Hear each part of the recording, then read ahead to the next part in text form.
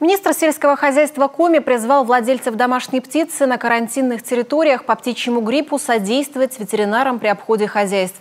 Специалисты ведут учет живности и отбирают пробы. Напомним, карантин введен в районе 5-километровой зоны от пляжа Кируль и также полностью в селе Сторожевск Кировского района. Там были обнаружены павшие от болезней дикие птицы. Мясо погибшей птицы нельзя употреблять в пищу, давать животным и даже трогать. При обнаружении необходимо сообщить в ветеринарную службу или по номеру 112. В Сыктывкаре 3 июня начнется вакцинация домашней птицы. Ни в коем случае руками нельзя трогать эту птицу.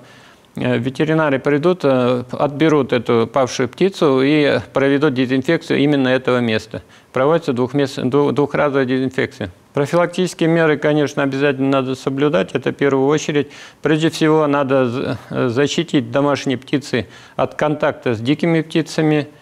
Вакцинация будет проводиться после того, как по результатам отобранных проб будет установлено, что домашняя птица здоровая. Будет проводиться прививка. Через 21 день проводится повторный отбор проб и повторная прививка. Также Ильдар Андарьянов ответил на вопросы о мерах поддержки фермеров, сельхозпредприятий и в целом агропромышленного комплекса. В 2022 году финансирование отрасли увеличили на 40%. Это почти 1 400 000 000. В этом году еще больше, благодаря чему в Коми уже увеличили плодородность земель, посевные площади картофеля и овощей, вырос и урожай. В этом году предусмотрена поддержка на покупку минеральных удобрений и элитных семян картофеля. Судьба сельхозпредприятий под контролем ведомства. В Инте сохранят молочный цех, работа Сосногорского тепличного комплекса рентабельна. Открываются новые хозяйства, даже на севере Коми, например, в Печоре. В Печоре у нас, кстати, работает прекрасное хозяйство, это Агровит. У них есть в планах расширения.